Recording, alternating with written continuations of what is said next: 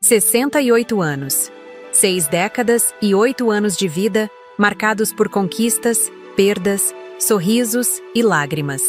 Meu nome é Helena Monteiro, e jamais imaginei que nesta altura da minha vida, estaria aqui expondo uma ferida tão profunda, uma traição tão dolorosa, quanto a que sofri do meu próprio sangue.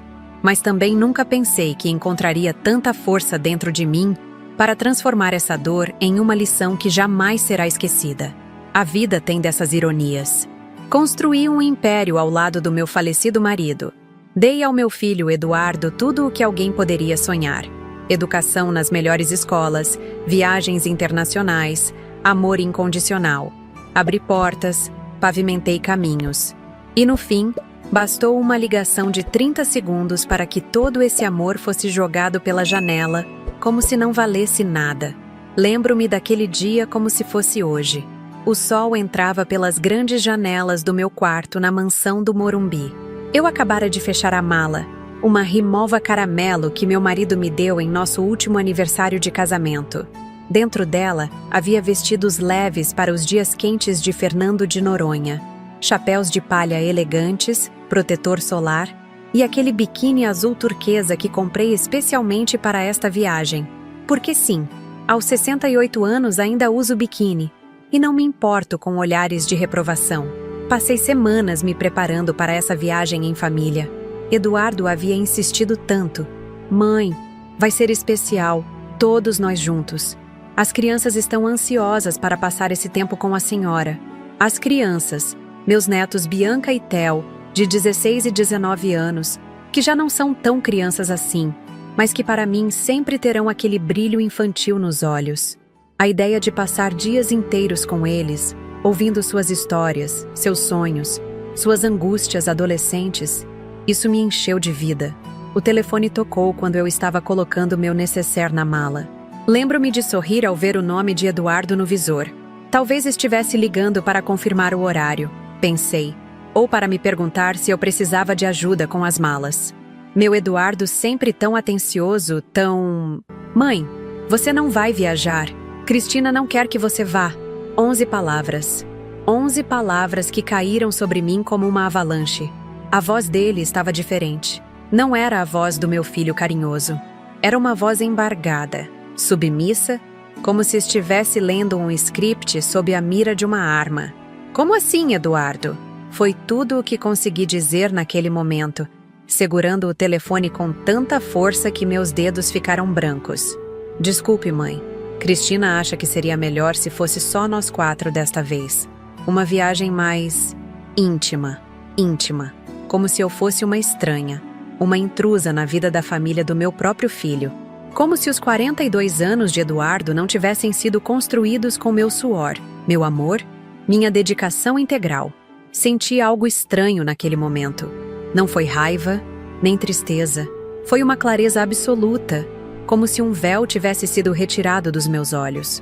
Todas as pequenas situações estranhas dos últimos meses, os olhares de Cristina, as conversas interrompidas quando eu entrava na sala, os comentários sutis sobre pessoas de idade, tudo fez sentido naquele instante. Entendo, respondi com uma calma que surpreendeu até a mim mesma. Espero que tenham uma ótima viagem.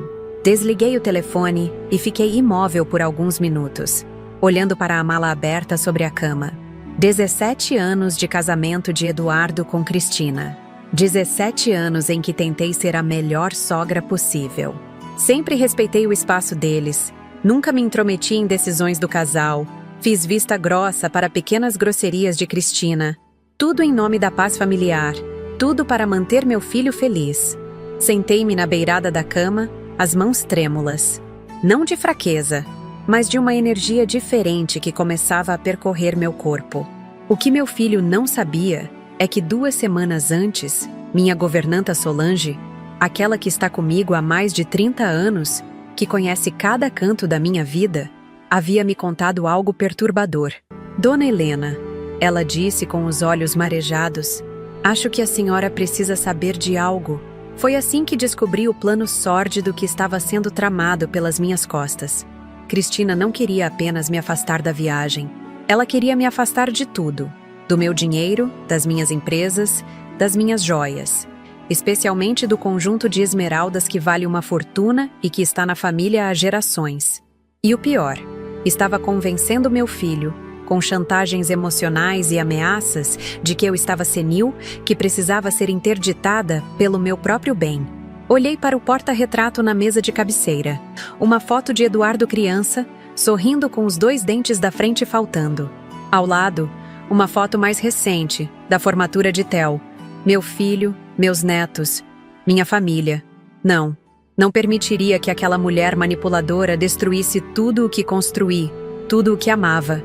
Levantei-me, sequei uma lágrima solitária que escorreu pelo meu rosto e fiz algo que não fazia há muito tempo. Abri o cofre embutido na parede atrás do quadro de Portinari no meu quarto. De lá, tirei o conjunto completo de esmeraldas. O colar, os brincos, o bracelete, joias que usava apenas em ocasiões muito especiais. Guardei-as na bolsa. Peguei o telefone e liguei para 3 pessoas. Primeiro para Augusto Peixoto, meu advogado de confiança há décadas. Depois para Miguel Albuquerque, dono do resort em Fernando de Noronha e antigo pretendente que nunca deixou de me admirar. E por fim, para Carlos Eduardo Mendes, meu piloto particular. Em seguida, reabri a mala e terminei de arrumá-la, mas com um propósito completamente diferente do inicial. Não viajaria como a sogra indesejada, a idosa que atrapalha os planos do jovem casal. Viajaria como Helena Monteiro, empresária bem-sucedida, mulher independente, matriarca que não aceita desrespeito. Chamei um táxi. Sim, um táxi comum. Não meu motorista particular, pois não queria que ninguém da casa soubesse para onde eu ia. E me dirigi ao shopping. Sabia exatamente onde Eduardo e Cristina estariam naquele momento. Na agência de viagens Destinos Exclusivos, finalizando os detalhes da viagem. Cristina adorava fazer essas coisas pessoalmente, para se exibir, para que todos vissem como ela era importante. Quando entrei na agência, vi os 2 sentados em frente à atendente. Eduardo parecia abatido, olheiras profundas, ombros caídos. Cristina, ao contrário, estava radiante, falando animadamente sobre o bangalô que queria, sobre os passeios exclusivos que pretendia fazer. Aproximei-me silenciosamente e parei atrás deles. Foi a atendente quem me notou primeiro. Seus olhos se arregalaram levemente ao me reconhecer. Senhora Monteiro? Que prazer recebê-la! Eduardo virou-se bruscamente, o rosto pálido. Cristina congelou por um segundo, mas logo assumiu aquela expressão falsamente afetuosa que eu conhecia tão bem. Mãezinha, que surpresa! O que faz aqui? Sorri. Um sorriso tranquilo, sereno. O tipo de sorriso que só os anos e a sabedoria podem proporcionar. Não respondi a ela. Em vez disso, dirigi-me diretamente à atendente, que me conhecia há anos, desde os tempos em que viajava com meu marido. Márcia, querida, gostaria de comprar uma passagem para Fernando de Noronha, no mesmo voo que meu filho e minha nora, por favor. E também gostaria de reservar a suíte presidencial no resort Águas Cristalinas. O silêncio que se seguiu foi ensurdecedor. Eduardo parecia que ia desmaiar.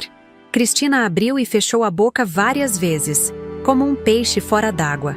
Antes que qualquer um deles pudesse dizer algo, continuei. Ah, e Márcia, por favor, avise Miguel Albuquerque que estarei chegando. Tenho certeza que ele vai querer organizar algo especial para minha estadia. Mencionar o nome de Miguel foi golpe de mestre. Todos na alta sociedade sabiam que ele havia sido apaixonado por mim na juventude e que, mesmo depois de eu ter escolhido me casar com outro, nunca deixou de me admirar. Ele era agora um dos empresários mais influentes do turismo de luxo no Brasil, dono de resorts exclusivos, incluindo o Águas Cristalinas, onde ficaríamos hospedados. Cristina ficou lívida. Ela sabia quem era Miguel, sabia da influência dele, sabia que ele faria qualquer coisa por mim. Naquele momento, vi uma sombra de medo passar por seus olhos. Ela estava começando a perceber que talvez tivesse subestimado a velha sogra. O que Cristina e Eduardo não sabiam é que aquilo era apenas o começo. A compra daquela passagem, na frente deles, foi apenas o primeiro ato de um plano que eu havia elaborado meticulosamente ao longo dos últimos dias. Um plano que mudaria para sempre o equilíbrio de poder na família Monteiro. Um plano que ensinaria a meu filho e minha nora uma lição que eles jamais esqueceriam. Acho que preciso voltar um pouco no tempo para que vocês entendam completamente como cheguei até aqui. Meu marido, Antônio Monteiro, faleceu há 8 anos após construir um império no ramo de joias e mineração. Foram 43 anos de um casamento sólido, repleto de amor e cumplicidade. Não era perfeito. Que relacionamento é? Mas tínhamos respeito mútuo e admiração profunda um pelo outro. Quando Antônio partiu, repentinamente, de um infarto fulminante durante uma reunião de negócios, senti como se metade de mim tivesse ido embora. Estávamos em nosso escritório na Avenida Paulista quando aconteceu. Ele estava apresentando os resultados trimestrais para o conselho, animado com os novos projetos de expansão, quando simplesmente parou de falar. O olhar dele encontrou o meu por um breve momento, antes de desabar. Ainda consigo ouvir o som do corpo dele caindo sobre a mesa de mogno, os copos de água tombando, os gritos dos conselheiros. Dizem que gritei também, mas não me lembro. A próxima memória que tenho é de estar no hospital, com Eduardo segurando minhas mãos, dizendo que o pai havia partido. Os primeiros meses foram os mais difíceis. Não apenas pela dor da perda, mas porque, de repente, me via à frente de um conglomerado de empresas que, embora eu sempre tivesse participado das decisões junto com Antônio, agora dependiam exclusivamente das minhas escolhas. Eduardo, na época com 34 anos, trabalhava conosco, mas ainda não estava preparado para assumir toda a responsabilidade. Além disso, eu não queria me afastar completamente dos negócios. Era uma forma de manter Antônio vivo, de certa forma. Eduardo já estava casado com Cristina há 9 anos quando seu pai faleceu. Eles se conheceram em uma festa beneficente que organizei para arrecadar fundos para um hospital infantil. Cristina era filha de um político de expressão média, bonita, articulada, charmosa. A princípio, confesso que gostei dela. Parecia ter a ambição e a determinação que eu valorizo nas pessoas. O namoro foi rápido, o noivado mais ainda. E logo estavam casados em uma cerimônia extravagante que custou uma pequena fortuna. Durante os primeiros anos de casamento, Cristina manteve uma fachada impecável. Era a nora perfeita, atenciosa, carinhosa, sempre me convidando para almoços, jantares, fins de semana na casa de campo deles em Campos do Jordão. Quando Bianca nasceu, 3 anos após o casamento, e depois Theo, 2 anos depois, ela fazia questão de que eu participasse ativamente da vida dos netos. Mãezinha, venha ver o primeiro dentinho da Bianca. Sogra querida, não quer passar o fim de semana conosco para ajudar com o Theo? Ele adora a vovó. Na época, sentia-me lisonjeada. Tantas histórias que ouvia de amigas sobre noras terríveis. E eu havia sido abençoada com uma joia rara. Pelo menos era o que eu pensava. As mudanças começaram sutilmente após a morte de Antônio. No início, atribuía ao luto. Todos estávamos processando a perda à nossa maneira. Eduardo ficou mais retraído, mais ausente. Cristina, por outro lado, começou a demonstrar um interesse incomum pelos negócios da família. De repente, ela queria saber detalhes sobre investimentos, propriedades, joias de família. Comecei a notar também pequenas mudanças na forma como ela se dirigia a mim. O mãezinha, afetuoso, foi sendo gradualmente substituído por um Dona Helena, formal e distante. Lembro-me nitidamente de um jantar, cerca de 1 ano após a morte de Antônio. Estávamos na casa deles no Morumbi, uma mansão que eu e Antônio demos de presente quando Theo nasceu.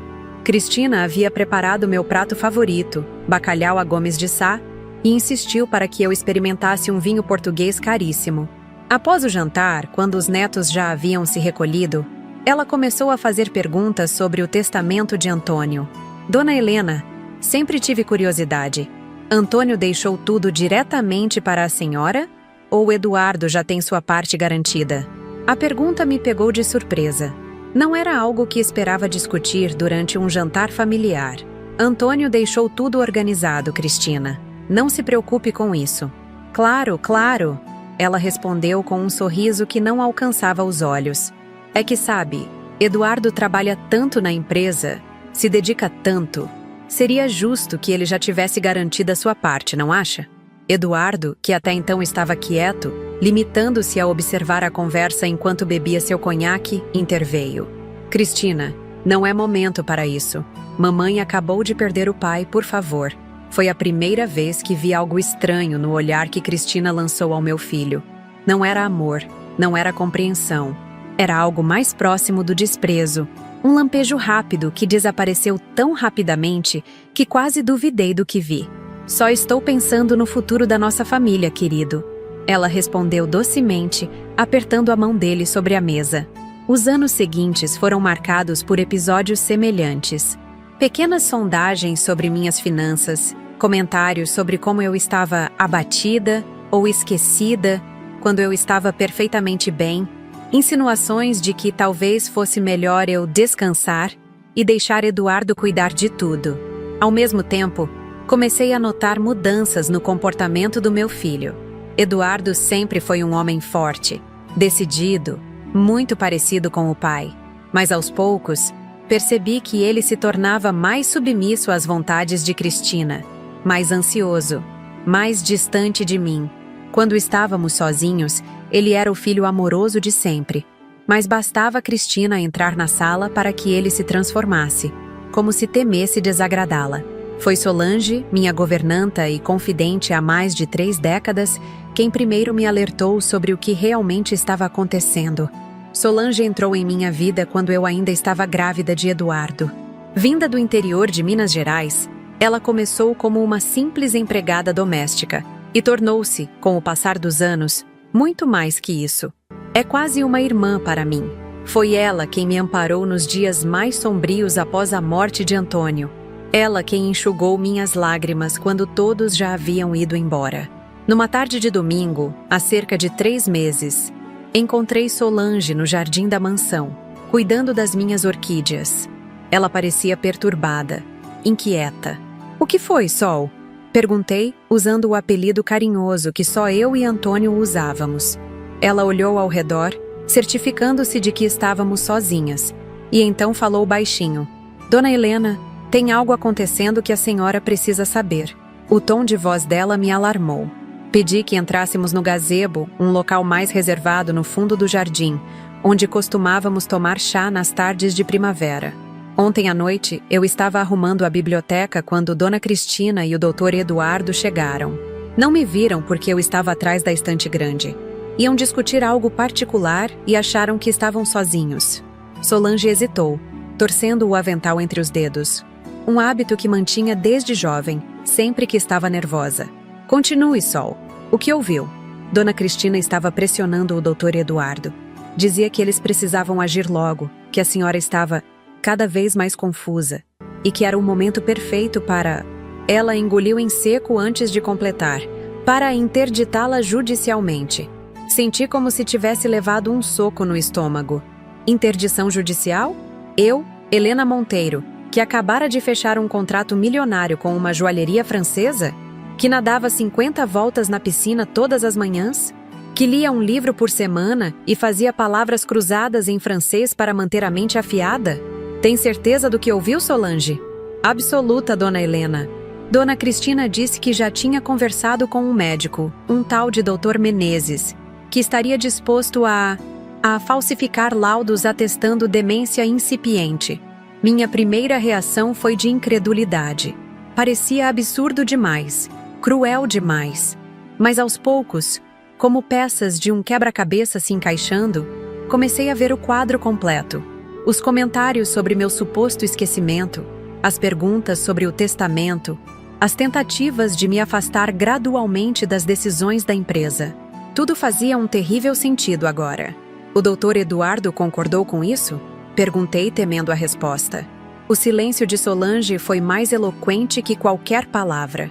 Meu próprio filho, meu único filho, estava compactuando com um plano para me declarar incapaz. Nos dias que se seguiram, fiz o que qualquer mulher sensata faria.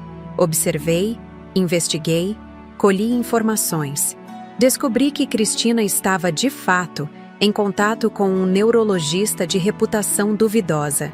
Soube também, através do meu motorista, que ela havia consultado um advogado especializado em direito sucessório. Não o advogado da família, mas um desconhecido, de um escritório pequeno e obscuro. O golpe mais duro, porém, veio quando acessei o computador de Eduardo em seu escritório na empresa. Sim, fiz isso, e não me arrependo. Entre seus e-mails, encontrei uma troca de mensagens com Cristina, onde ela deixava claro o verdadeiro motivo de toda aquela trama: meu conjunto de esmeraldas. As esmeraldas da família Monteiro são mais que simples joias. São peças históricas, avaliadas em dezenas de milhões. O colar principal contém uma esmeralda colombiana de 40 quilates, uma das maiores e mais puras do mundo. Antônio comprou o conjunto ainda jovem, com o primeiro grande lucro de seus negócios, e me deu de presente no nascimento de Eduardo. Ao longo dos anos, complementou a coleção com brincos, braceletes e um anel deslumbrante. São joias que uso raramente, apenas em ocasiões muito especiais, e que sempre planejei dividir entre meus netos quando chegasse a hora. No e-mail, Cristina escrevia: quando conseguirmos a interdição, a primeira coisa que faremos é liquidar aquelas malditas esmeraldas. Sei que sua mãe planeja deixá-las para os nossos filhos, mas eles nem se importam com joias. Pense no que poderíamos fazer com todo aquele dinheiro, Eduardo. A casa em Miami, o iate que você sempre sonhou. Ler aquilo, vindo da esposa do meu filho, já seria devastador. Mas o que me partiu o coração foi a resposta de Eduardo. Vamos com calma, Cris.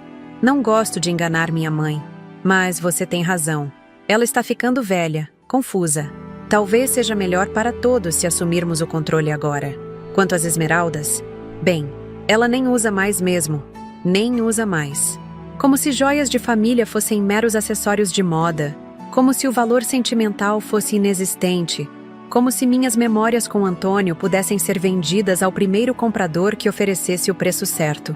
Chorei naquela noite, sozinha em meu quarto. Chorei pela traição do meu filho, pelo ódio velado da minha nora, pela minha ingenuidade em não ter percebido antes o que acontecia. Mas quando as lágrimas secaram, algo diferente surgiu em mim. Uma determinação fria, calculista, que não sabia que possuía. Na manhã seguinte, liguei para Augusto Peixoto, advogado da família há mais de 4 décadas. Augusto não é apenas um profissional competente. É um amigo leal que conhece cada detalhe das empresas Monteiro e das minhas finanças pessoais. Helena, isso é gravíssimo, ele disse após eu relatar tudo o que descobri. Interdição judicial não é brincadeira. Com laudos médicos, mesmo falsos, e a influência de Eduardo na empresa, seria uma batalha difícil para você. Não quero batalha, Augusto. Quero justiça. Quero ensinar uma lição ao meu filho e aquela mulher que ele chama de esposa. Juntos, elaboramos um plano. Primeiro, transferi silenciosamente parte significativa dos meus bens para fundações e contas offshore que só eu controlava.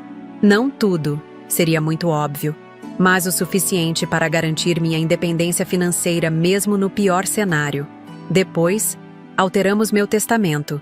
Mudamos as cláusulas para proteger diretamente meus netos, Bianca e Theo, sem que Eduardo ou Cristina pudessem administrar o dinheiro. Criamos um trust gerido por Augusto e outros conselheiros de confiança, que só seria liberado quando meus netos completassem 25 anos. Por fim, como ainda era acionista majoritária das empresas Monteiro, ordenei que os cartões corporativos que Eduardo e Cristina usavam fossem monitorados em tempo real. Cada compra, cada saque, cada movimento agora seria registrado e reportado diretamente a mim. Foi nesse contexto que surgiu o convite para a viagem a Fernando de Noronha. Eduardo chegou empolgado em um domingo, durante nosso almoço semanal em família. Mãe, organizei uma viagem para todos nós. Você, eu, Cristina e as crianças. Fernando de Noronha, 10 dias no melhor resort da ilha. Fiquei genuinamente surpresa e, por um momento, permiti-me acreditar que talvez tivesse interpretado mal as coisas, que talvez ainda houvesse salvação para meu filho. Seria maravilhoso, filho. Quando vamos? Em 3 semanas. Já está tudo reservado. O resort é incrível. Pertence a um amigo seu, inclusive. Miguel Albuquerque, lembra dele? Claro que eu lembrava. Miguel e eu tínhamos uma história, muito antes de Antônio entrar em minha vida. Ele foi meu primeiro amor sério, na juventude. Chegamos a ficar noivos, mas o destino nos separou quando ele foi estudar no exterior. Quando voltou, eu já estava casada com Antônio. Ao longo dos anos, mantivemos uma amizade respeitosa e distante. Após a morte de minha esposa, soube que Miguel também havia perdido a esposa para o câncer. Ocasionalmente trocávamos mensagens, principalmente em datas comemorativas. Sim, lembro. Não sabia que vocês eram amigos. Não somos exatamente amigos, Eduardo respondeu, parecendo ligeiramente desconfortável. Conheci-o em um evento de negócios recentemente. Quando mencionei que era seu filho, ele fez questão de oferecer o melhor bangalô do resort. Aquilo me intrigou.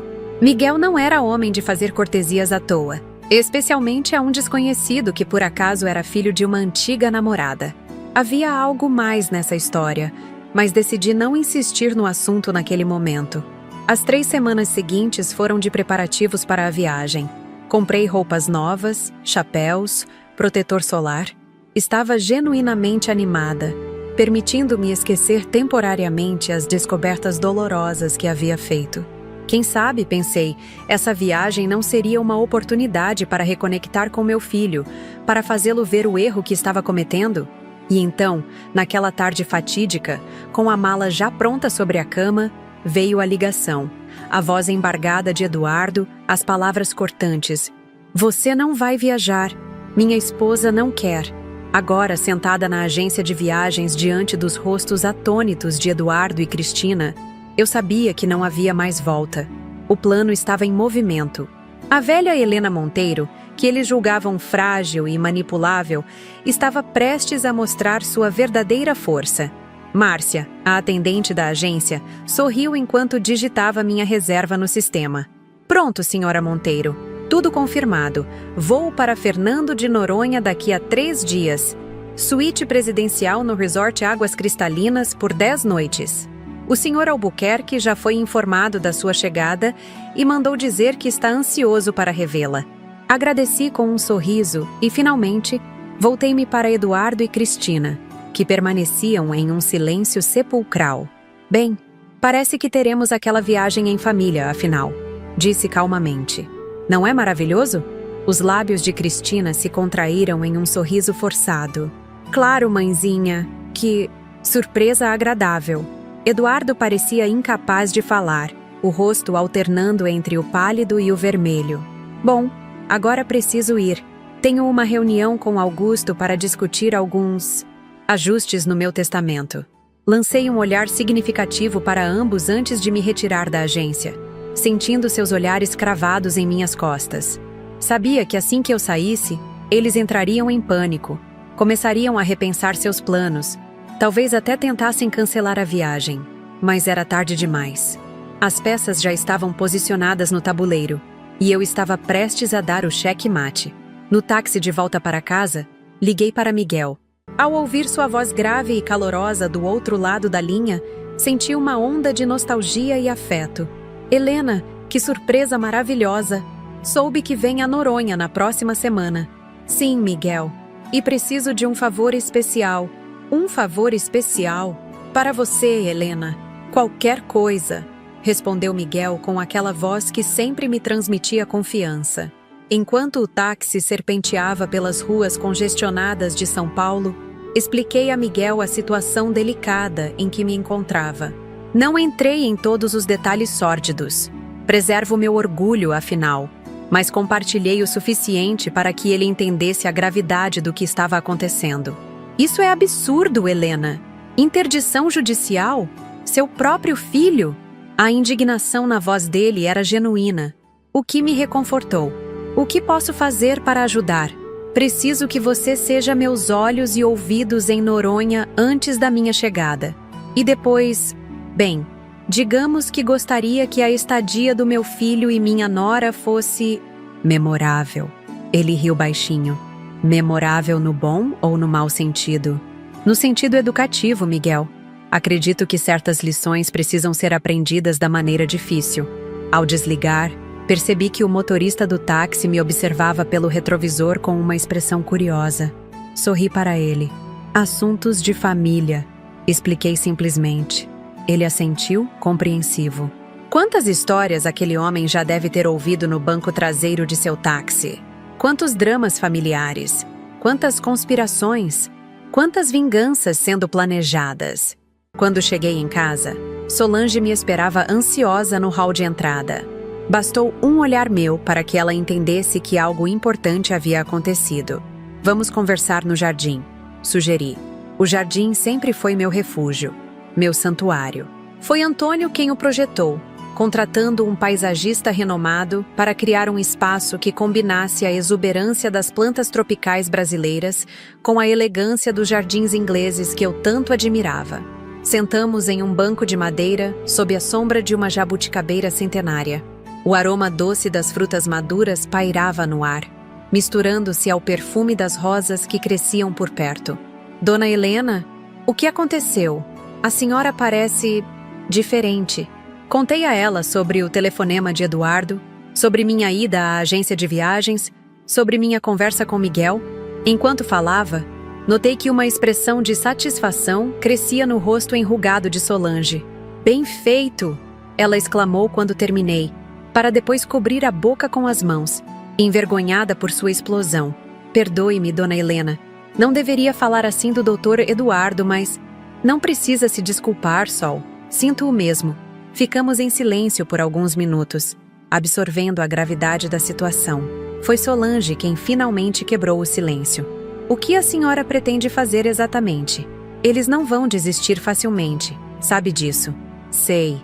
E é por isso que precisamos ser mais espertas que eles. Muito mais. Naquela mesma tarde, recebi a visita de Augusto Peixoto. Aos 72 anos, Augusto mantinha a mesma postura elegante e a mente afiada que o tornaram um dos advogados mais respeitados de São Paulo. Conheci-o quando éramos ambos muito jovens. Ele era amigo de faculdade de Antônio e foi o padrinho de nosso casamento. Desde então, tornou-se não apenas nosso advogado, mas um amigo próximo, alguém em quem confiaríamos nossa vida.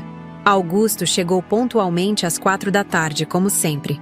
Solange o conduziu até a biblioteca, onde eu o esperava com chá e os biscoitos de canela que ele tanto apreciava. Helena, ele disse ao entrar, beijando-me nas duas faces. Você parece bem, melhor do que eu esperava, considerando as circunstâncias. Sempre fui mais forte do que pareço, Augusto. Você, mais do que ninguém, deveria saber disso. Ele sorriu, acomodando-se na poltrona de couro que havia sido a favorita de Antônio. Então, você realmente vai a Fernando de Noronha? Vou, e preciso que tudo esteja pronto antes da minha partida. Passei a hora seguinte detalhando para Augusto as alterações que queria no meu testamento e nos estatutos das empresas. Ele tomava notas meticulosamente, ocasionalmente levantando questões ou sugerindo modificações que fortaleceriam minha posição. Isso vai criar um terremoto no conselho, ele comentou em determinado momento, referindo-se à minha decisão de reduzir drasticamente os poderes de Eduardo na empresa. Deixe que trema. Depois que a poeira baixar, todos verão que foi para o melhor. Quando terminamos, Augusto guardou suas anotações na pasta de couro e me olhou com uma expressão séria. Helena, você está ciente de que isso pode criar uma ruptura permanente com Eduardo, não está? Ele pode não te perdoar. A pergunta me atingiu como uma pedra. Claro que eu havia considerado essa possibilidade, mas ouvi-la formulada em voz alta por Augusto tornava-a mais real, mais dolorosa. Se meu filho escolher o dinheiro e a influência da esposa em vez do amor e respeito pela própria mãe, então a ruptura já existe, Augusto. Eu apenas estou reconhecendo-a. Ele assentiu, compreensivo. E quanto a seus netos? Já pensou em como eles reagirão a tudo isso? Essa era uma questão mais complexa. Bianca e Theo sempre foram muito próximos a mim. Passei mais tempo com eles durante a infância do que muitas avós fariam. Ajudei com lições de casa, levei-os a aulas de música e esportes. Compartilhei com eles meu amor pela literatura e pelas artes. Enquanto Eduardo e Cristina construíam suas carreiras, eu estava lá, preenchendo as lacunas, sendo não apenas avó, mas muitas vezes uma segunda mãe. Bianca completa 17 anos na próxima semana. Respondi finalmente. Theo já tem 19 e está na universidade. Não são mais crianças. Acredito que tenham discernimento para entender o que está acontecendo. Augusto não parecia totalmente convencido, mas não insistiu no assunto. Antes de sair, entregou-me um envelope pardo. O que é isso? Os resultados da investigação que você pediu sobre o Dr. Menezes, o neurologista que Cristina contatou. Achei que gostaria de ver por si mesma. Esperei até estar sozinha para abrir o envelope. Dentro, havia um dossiê completo sobre o Dr. Renato Menezes. Como suspeitava, sua reputação profissional estava longe de ser imaculada. Havia sido processado 2 vezes por negligência médica, e uma investigação do Conselho Regional de Medicina por falsificação de laudos estava em andamento. Exatamente o tipo de médico que alguém procuraria para um esquema como o que Cristina planejava. Mas havia mais. Entre os documentos, encontrei cópias de transferências bancárias de uma conta em nome de Cristina para a clínica do Dr. Menezes. 3 pagamentos de valores consideráveis nos últimos 2 meses. A última transferência havia sido feita apenas 3 dias antes. Senti um frio na espinha.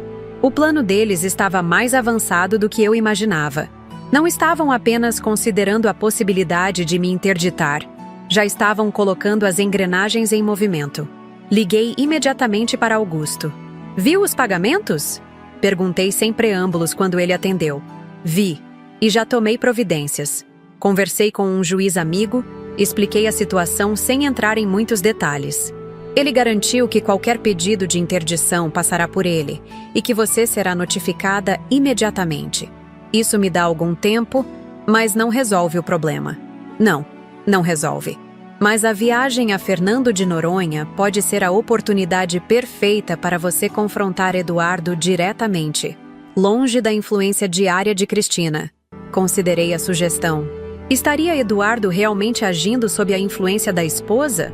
Ou era um participante voluntário nessa conspiração? Parte de mim queria acreditar que meu filho estava sendo manipulado, que no fundo ele ainda era o menino doce e honesto que criei. Mas outra parte, mais realista talvez, reconhecia que Eduardo era um homem adulto, responsável por suas próprias escolhas. Talvez, respondi finalmente. Vamos ver como as coisas se desenrolam.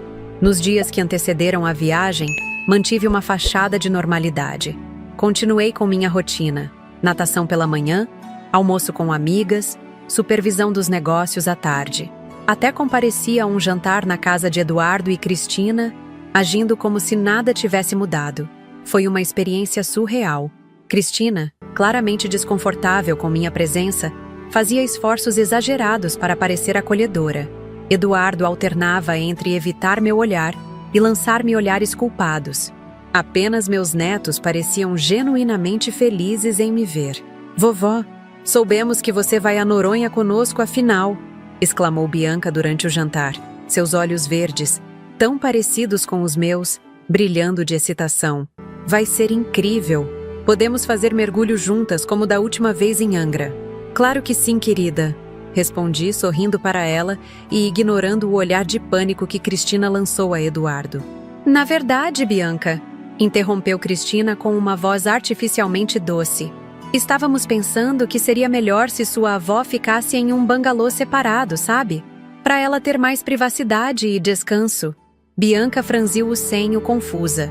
Mas o bangalô é enorme, mãe. Tem 4 quartos. Sim, mas... Cristina buscou desesperadamente uma explicação plausível. Sua avó precisa de silêncio, de tranquilidade. Você sabe como ela fica. Confusa, quando há muito barulho e agitação. Foi a gota d'água.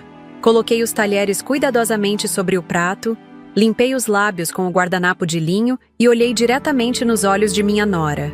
Confusa? Interessante você mencionar isso, Cristina. Sabe, recentemente ando um pouco confusa mesmo sobre algumas coisas.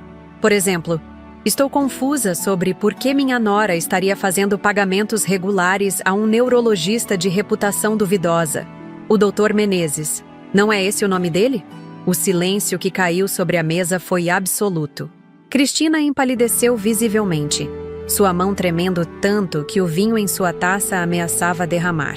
Eduardo engasgou com o pedaço de carne que estava mastigando, precisando beber água para recuperar-se. Do que você está falando, mãe? Ele finalmente conseguiu perguntar, a voz rouca. Acho que sua esposa pode explicar melhor que eu. Ou talvez possamos perguntar ao doutor Menezes diretamente? Tenho certeza que ele ficaria interessado em saber que estou bastante lúcida e que o Conselho Regional de Medicina também estaria interessado em suas práticas médicas questionáveis. Bianca e Theo olhavam de mim para seus pais, completamente perdidos. Foi Theo quem quebrou o silêncio. Alguém pode me explicar o que está acontecendo aqui? Cristina levantou-se abruptamente, derrubando a taça de vinho. O líquido rubro espalhou-se pela toalha branca como sangue. Nada está acontecendo. Sua avó está tendo um de seus episódios. Eduardo, faça alguma coisa.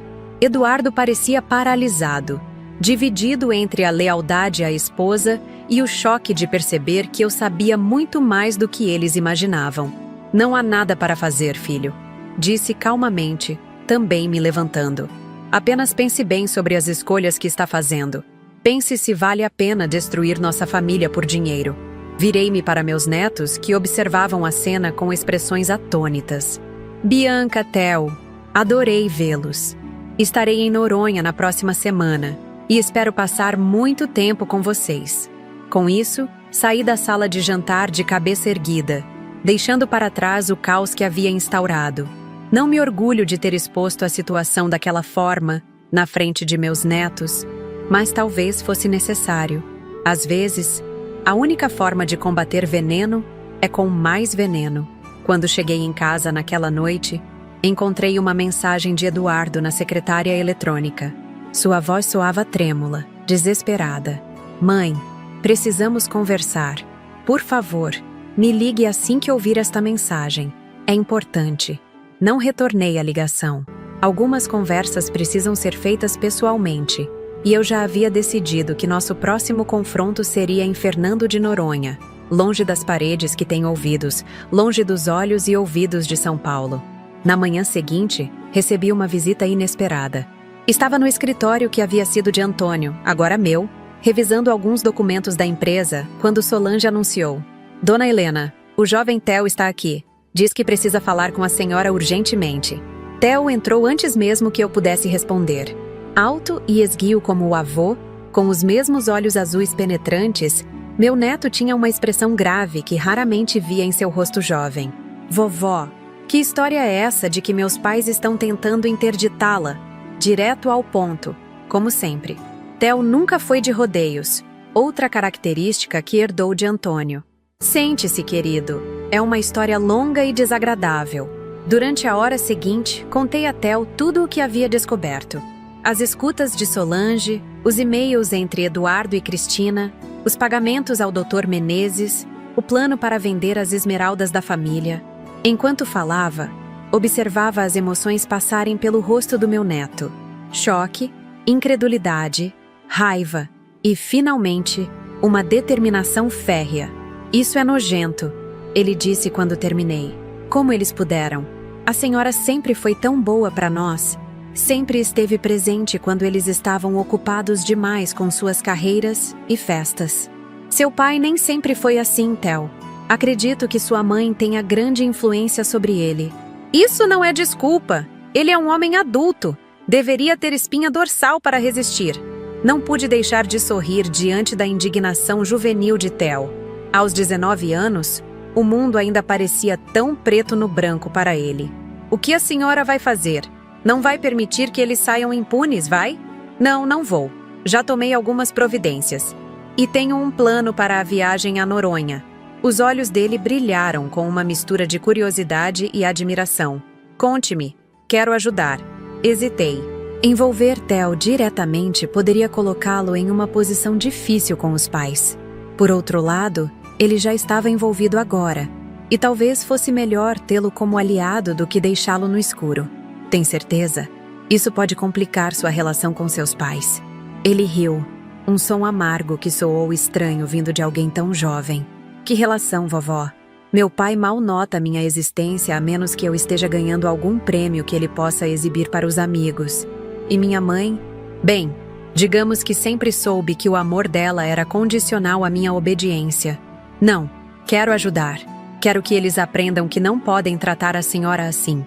Assim, compartilhei com Theo os detalhes do meu plano para Fernando de Noronha. Conforme eu falava, via seu rosto se iluminar com uma admiração que aqueceu meu coração. Vovó, a senhora é incrível. Nunca imaginei que fosse tão estrategista. 68 anos não são apenas rugas e cabelos brancos, meu querido. São décadas de experiência e aprendizado. Sua avó pode parecer uma senhora frágil, mas sobrevivia a muitas tempestades na vida. Theo ficou em silêncio por um momento, contemplativo. Acha que meu pai vai entender a lição? Ou isso só vai afastá-lo ainda mais? Era a mesma pergunta que eu mesma vinha me fazendo. Não sei, Theo. Espero que ele veja que isso vem de um lugar de amor, não de vingança. Quero meu filho de volta, não puni-lo. Mas às vezes, para curar, é preciso primeiro causar dor. Ele assentiu, compreendendo. Antes de sair, Theo me abraçou forte, algo que não fazia há anos. Estou do seu lado, vovó, e Bianca também estará quando souber de tudo. Obrigada, meu querido. Isso significa muito para mim. Após a partida de Theo, senti-me simultaneamente exausta e revigorada. A conversa havia sido emocionalmente desgastante, mas saber que tinha o apoio dos meus netos me dava forças para seguir com meu plano. Na véspera da viagem, fiz uma última ligação para Miguel Albuquerque. Está tudo pronto, Helena, ele me garantiu. O bangalô deles terá pequenos inconvenientes. Nada perigoso, apenas desconfortável o suficiente para ser memorável. E sua suíte presidencial está impecável, como prometi. E quanto ao outro assunto? Carlos está ciente de tudo. O piloto do barco também. E tenho pessoas discretas observando cada movimento deles assim que chegarem à ilha. Obrigada, Miguel. Não sei como agradecer por tudo isso. Houve uma pausa do outro lado da linha. Sabe, Helena, sempre me perguntei como teria sido se eu tivesse esperado por você? Se não tivesse me casado com Antônio? Sim, sorri para mim mesma. Eu também me pergunto às vezes. Mas o passado é passado, Miguel. Não podemos mudá-lo. Não, mas podemos fazer melhor no presente. Estou ansioso para vê-la, Helena. Ao desligar, senti um calor familiar no peito. Miguel sempre teve esse efeito sobre mim, mesmo depois de tantos anos. Era uma conexão diferente da que tive com Antônio. Menos intensa, talvez. Mais constante como uma brasa que nunca se apaga completamente. Terminei de arrumar minha mala, incluindo o conjunto de esmeraldas cuidadosamente embalado em um estojo de veludo. Não planejava usá-lo durante toda a viagem, mas tinha algo especial em mente para a primeira noite em Noronha. Sentei-me na beirada da cama, olhando ao redor do quarto que compartilhei com Antônio por 40 anos. Seu retrato na mesa de cabeceira, seus livros favoritos ainda na estante, seu perfume que às vezes eu ainda podia sentir nas manhãs mais silenciosas. O que você faria, meu amor? Perguntei em voz alta. Estou fazendo a coisa certa? Não houve resposta, claro. Mas no silêncio do quarto, senti uma paz que interpretei como aprovação. Antônio sempre valorizou a lealdade e a honestidade acima de tudo. Ele entenderia que o que eu estava prestes a fazer não era por vingança, mas por amor. Um amor duro, talvez. Mas ainda assim, amor. Com essa certeza no coração, deitei-me para descansar. O voo para Fernando de Noronha partiria ao meio-dia do dia seguinte, e eu precisava estar pronta, física e emocionalmente, para o que viria. A batalha decisiva estava prestes a começar. Acordei antes do despertador, com os primeiros raios de sol infiltrando-se pelas cortinas de seda. Uma sensação estranha pairava sobre mim. Não era ansiedade nem medo, mas uma determinação calma e fria que não sentia há anos. Vesti-me com esmero. Um conjunto de linho branco, discreto, mas elegante, complementado por um colar de pérolas que Antônio me deu em nosso 20º aniversário de casamento. Nada de esmeraldas ainda. Essas viriam depois, no momento certo. Carlos, meu piloto particular, estava me esperando na porta exatamente às 10 horas como combinado. Alto, de postura militar, resquício de seus anos na Força Aérea Brasileira. Ele carregou minhas malas até o carro com eficiência silenciosa. Bom dia, dona Helena. Tudo pronto para a viagem? Tudo pronto, Carlos. E você? Preparado para o que conversamos? Ele assentiu discretamente. Perfeitamente. Conheço Fernando de Noronha como a palma da minha mão. Sei exatamente como proceder. O aeroporto de Guarulhos estava movimentado, como sempre. Seguimos para a área de embarque VIP, um privilégio que Antônio sempre insistiu em manter. Tempo é o único recurso verdadeiramente não renovável, Helena. Ele costumava dizer. Vale a pena investir para economizá-lo. Ao entrar no lounge, avistei Eduardo e Cristina imediatamente. Estavam sentados em um canto afastado, conversando em tons exaltados, embora contidos. Cristina gesticulava nervosamente, enquanto Eduardo mantinha os olhos fixos em um ponto distante, a expressão fechada. Bianca e Theo estavam do outro lado do salão, absortos em seus smartphones, alheios à tensão entre os pais. Respirei fundo e caminhei até eles, mantendo o sorriso plácido que havia praticado diante do espelho naquela manhã. Bom dia, família. Prontos para nossa aventura? Cristina quase derrubou sua taça de champanhe, sobressaltada com minha aparição. Eduardo levantou-se bruscamente, a cadeira arrastando no piso com um ruído desagradável. Mãe, você veio mesmo. Não era uma pergunta, mas respondi como se fosse. Claro, filho. Eu disse que viria, não disse? Nunca fui de faltar com minha palavra. Bianca e Theo notaram minha chegada e vieram correndo em minha direção. Bianca me abraçou com entusiasmo juvenil, seu perfume floral envolvendo-me. Vovó, estou tão feliz que você vem conosco. Vai ser incrível. Theo, mais contido como sempre, deu-me um beijo no rosto, mas seus olhos comunicavam muito mais. Cumplicidade, apoio, até mesmo uma ponta de diversão antecipada pelo que estava por vir. Olá, vovó. Boa viagem para nós. Sentei-me com meus netos, deliberadamente dando as costas para Eduardo e Cristina. Conversamos sobre amenidades, os estudos de Theo, o recital de piano de Bianca, os planos para mergulhar nas águas cristalinas de Noronha. Em nenhum momento mencionei o elefante na sala, a tensão palpável que emanava do casal a poucos metros de distância. O voo transcorreu sem incidentes dignos de nota. Viajamos na primeira classe, claro, outro luxo que Antônio sempre considerou essencial para viagens longas. Cristina tentou, sem sucesso, garantir que eu ficasse longe de seus filhos, sugerindo que eu descansasse em uma poltrona isolada. Mas Bianca insistiu em sentar-se ao meu lado, e Theo estrategicamente ocupou o assento do outro lado, efetivamente formando uma barreira entre mim e seus pais. Durante as 2 horas e meia de voo, observei Eduardo. Ele parecia envelhecido, preocupado, com olheiras profundas que não estavam lá na semana anterior.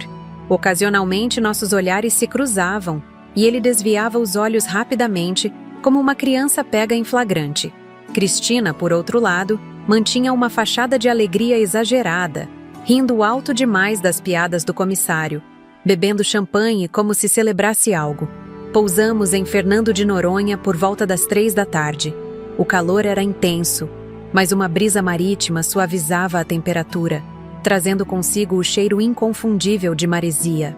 Enquanto esperávamos as malas, notei Eduardo verificando freneticamente seu telefone. Algum problema, filho? Perguntei com falsa inocência. Não, nada. Só verificando se o transfer para o resort está confirmado. Oh, não se preocupe com isso. Miguel enviou carros para todos nós. Como se convocado por minhas palavras, um funcionário do resort aproximou-se, vestindo um uniforme impecável em tons de azul marinho e branco. Família Monteiro, sou Paulo, do Resort Águas Cristalinas. O senhor. Albuquerque enviou 2 carros para vocês. Se puderem me acompanhar, no estacionamento, 2 Land Rovers luxuosos nos aguardavam. O funcionário indicou o primeiro veículo. Senhora Helena Monteiro, seu carro está pronto. O senhor Albuquerque pediu para informar que a suíte presidencial está preparada conforme suas especificações. Vi os olhos de Cristina se estreitarem ao ouvir a menção da suíte presidencial. O segundo golpe veio em seguida. Senhor e senhora Monteiro, vocês e seus filhos ficarão no bangalô coral, na ponta norte da propriedade. É um dos nossos mais exclusivos. O que Paulo não mencionou, mas eu sabia por minha conversa com Miguel, é que o bangalô coral, apesar de espaçoso e bem localizado, tinha sido recentemente afetado por uma infestação de mosquitos devido à sua proximidade com uma área de mangue. O ar-condicionado também, coincidentemente, apresentava falhas intermitentes, e o encanamento era conhecido por problemas ocasionais de pressão. "Vovó, posso ir com a senhora?" perguntou Bianca, já entrando no primeiro carro antes que alguém pudesse objetar. "Eu também", acrescentou Theo rapidamente, deixando Eduardo e Cristina sem escolha, a não ser seguir no segundo veículo. Durante o trajeto até o resort, Bianca falava sem parar, empolgada com os planos para os próximos dias. Theo, mais observador, eventualmente inclinou-se para mais perto de mim e sussurrou: "Começou bem." A cara da minha mãe quando mencionaram a suíte presidencial foi impagável. "Isso é apenas o começo, querido", respondi baixinho. "Apenas o começo." O resort Águas Cristalinas ficava em uma encosta suave que descia até uma praia privativa de areias brancas e águas turquesa. A arquitetura mesclava elementos contemporâneos com toques regionais. Muita madeira, pedra local, amplas aberturas que emolduravam vistas de tirar o fôlego. Na entrada principal, um homem alto e bronzeado, de cabelos grisalhos e porte elegante, aguardava com um sorriso caloroso. Miguel Albuquerque. Ver Miguel depois de tantos anos causou-me uma emoção que não esperava. Ele envelhecera bem, como alguns homens têm a sorte de fazer. Os cabelos grisalhos lhe conferiam um ar distinto. As linhas de expressão em torno dos olhos falavam de uma vida de sorrisos e dias passados sob o sol tropical. "Helena?" ele disse simplesmente, tomando minhas mãos nas suas. "Você está deslumbrante como sempre." "Miguel, obrigada por tudo." Seus olhos comunicavam muito mais do que palavras poderiam expressar. Havia ali nostalgia, carinho e também uma pitada de malícia cúmplice pelo que estávamos prestes a orquestrar. Bianca observava nossa interação com curiosidade juvenil. "Vocês se conhecem há muito tempo?" Miguel sorriu para minha neta. "Sua avó e eu somos amigos de juventude. Estudamos juntos em São Paulo há muitos anos." O que ele não mencionou, claro, foi nosso breve noivado. As promessas trocadas sob um céu estrelado em uma praia não muito diferente desta. Os planos desfeitos quando ele partiu para estudar na Europa. Algumas histórias pertencem apenas a quem as viveu. Eduardo e Cristina chegaram poucos minutos depois. Cristina imediatamente assumiu sua postura de socialite encantadora, estendendo a mão para Miguel com um sorriso estudado. "Senhor Albuquerque, é um prazer finalmente conhecê-lo." Eduardo falou tanto sobre o senhor e seu maravilhoso resort. Miguel, para meu deleite, limitou-se a um aceno educado mas distante. "Bem-vindos a Águas Cristalinas. Espero que sua estadia seja memorável." O olhar que trocamos naquele momento continha décadas de entendimento mútuo. Um gerente aproximou-se para conduzir Eduardo, Cristina e meus netos ao bangalô coral, enquanto Miguel pessoalmente ofereceu-se para me acompanhar à suíte presidencial. Antes de nos separarmos, Bianca perguntou: "Podemos jantar todos juntos hoje à noite, vovó?" Antes que eu pudesse responder, Miguel interveio com suavidade. "Na verdade, temos uma mesa reservada para todos vocês no restaurante Estrela do Atlântico esta noite, às 8. É o nosso restaurante principal, com uma vista espetacular do pôr do sol." Enquanto caminhávamos para minha suíte, Miguel me atualizou sobre os preparativos. "Tudo está conforme combinamos, Helena. O bangalô deles terá pequenos problemas. Nada grave. Apenas o suficiente para tornar a estadia desconfortável. O ar-condicionado funcionará perfeitamente durante o dia, mas falhará misteriosamente à noite. O chuveiro alternará entre água gelada e escaldante sem aviso. E quanto aos mosquitos, não preciso dos detalhes, Miguel." Interrompi com um sorriso. "Confio na sua criatividade." A suíte presidencial era simplesmente deslumbrante. Um amplo espaço de 300 metros quadrados distribuídos em uma sala de estar com pé direito duplo, um quarto principal com uma cama king size voltada para o oceano, um closet digno de uma boutique de luxo, e um banheiro com uma banheira de hidromassagem posicionada estrategicamente diante de uma janela panorâmica. Uma varanda privativa com piscina de borda infinita completava o cenário idílico. "Excedeu minhas expectativas, Miguel." Apenas o melhor para você, Helena. Sempre. Ele hesitou por um momento, como se considerasse dizer algo mais, mas limitou-se a indicar um telefone sobre uma mesa lateral. Este é uma linha direta para mim. Qualquer coisa que precisar, a qualquer hora, é só chamar. Após a partida de Miguel, tomei um longo banho relaxante e descansei por algumas horas. Às 7 da noite, comecei a me preparar para o jantar. Escolhi um vestido vermelho escuro, quase bordô, de corte elegante, mas não excessivamente formal. O tecido fluido abraçava meu corpo sem ser vulgar. Afinal, aos 68 anos, sei exatamente o que valoriza minha figura e o que não. Mas o elemento central do meu visual seria, sem dúvida, o conjunto de esmeraldas. Abri o estojo de veludo negro e contemplei as joias por um momento. O colar era a peça principal. Uma cascata de esmeraldas colombianas de corte perfeito, intercaladas por diamantes que pareciam capturar e refletir cada partícula de luz. Os brincos pendentes faziam um par harmonioso, assim como o bracelete que completava o conjunto.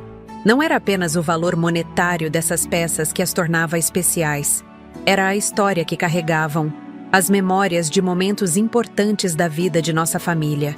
Coloquei as joias com cuidado, sentindo o peso reconfortante do colar contra minha clavícula. Olhando-me no espelho, vi não apenas Helena Monteiro, viúva de 68 anos, mas a mulher forte que sempre fui, a mulher que Antônio amou, a mulher que construiu um império ao lado do marido, a mulher que agora lutava para preservar o legado de sua família. Estou pronta, disse para meu reflexo. Cheguei ao restaurante pontualmente às 8. O Estrela do Atlântico ocupava um terraço elevado com vista para o oceano, estrategicamente posicionado para capturar o espetáculo diário do pôr do sol. As mesas, espaçadas generosamente para garantir privacidade, eram iluminadas por lamparinas que emitiam um brilho dourado e suave. Uma brisa morna carregava o aroma de sal e especiarias. Miguel aguardava na entrada, impecável em um terno leve de linho azul marinho. Ao seu lado estavam Carlos, meu piloto, surpreendentemente elegante em trajes civis, e uma mulher de meia-idade que reconheci como a doutora Cecília Torres, médica renomada em São Paulo e amiga de longa data. Cecília, que surpresa maravilhosa! Exclamei, abraçando-a. Miguel me convidou para passar alguns dias no resort. Ela explicou. Disse que você estaria aqui e que precisaria de apoio profissional. Troquei um olhar cúmplice com Miguel. Ter Cecília presente era uma adição brilhante ao plano. Como neurologista respeitada e membro do conselho do Hospital Sírio-Libanês, sua palavra teria peso incontestável caso Eduardo e Cristina tentassem questionar minha sanidade mental. Fomos conduzidos à melhor mesa do restaurante, posicionada de forma a dominar todo o ambiente. Enquanto nos acomodávamos, vi Eduardo, Cristina e meus netos entrando no salão. O maître os conduziu até nossa mesa. Claramente não era o que Cristina esperava, a julgar por sua expressão contrariada. A reação deles ao me verem foi exatamente o que eu havia antecipado. Eduardo congelou momentaneamente, os olhos fixos no conjunto de esmeraldas que adornava meu pescoço. Cristina empalideceu visivelmente, sua boca formando um pequeno ó de surpresa. Bianca, alheia à atenção, exclamou encantada. Vovó, você está deslumbrante. Nunca vi essas joias antes. São as esmeraldas da família Monteiro, explicou Theo, lançando um olhar significativo para os pais. Famosas no circuito de joalheria. Valem uma fortuna, não é mesmo, papai? Eduardo pigarreou, visivelmente desconfortável. Sim, são especiais, peças únicas, acrescentei calmamente. Impossíveis de substituir, como tantas coisas na vida. Miguel, sempre o anfitrião perfeito, assumiu o controle da situação, apresentando Carlos e Cecília aos recém-chegados.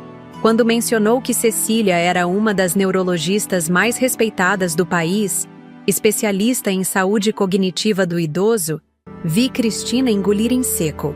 O jantar transcorreu num equilíbrio precário entre cordialidade forçada e tensão latente. A comida era excepcional, frutos do mar fresquíssimos, preparados com a simplicidade sofisticada que apenas os melhores chefes conseguem alcançar. O vinho, um Sauvignon Blanc gelado à perfeição, complementava magnificamente as iguarias marinhas. A conversa flutuava entre tópicos seguros. O clima perfeito de Noronha, a beleza das praias, os passeios possíveis nos próximos dias. Ocasionalmente, Miguel direcionava a conversa para áreas que sabia serem desconfortáveis para Eduardo e Cristina. Helena me contou que vocês estão expandindo os negócios da família para o exterior, comentou casualmente em determinado momento. Uma decisão arriscada no cenário econômico atual. Eduardo engasgou-se com o vinho. Na verdade, ainda estamos analisando as possibilidades. Nada decidido. Estranho, respondi fingindo confusão. Pensei que você tinha mencionado investimentos significativos já em andamento. Na reunião do conselho da semana passada. Não houve reunião do conselho semana passada, mãe. Eduardo corrigiu rapidamente, trocando um olhar alarmado com Cristina. Oh, tem razão. Como pude confundir? Sorri docemente para Cecília. Veja, querida, é disso que falei. Pequenos lapsos. Nada preocupante, certo? Absolutamente normal, respondeu Cecília com firmeza profissional. Todos nós temos momentos assim. A propósito, Helena acabou de completar o teste cognitivo mais completo que temos disponível atualmente.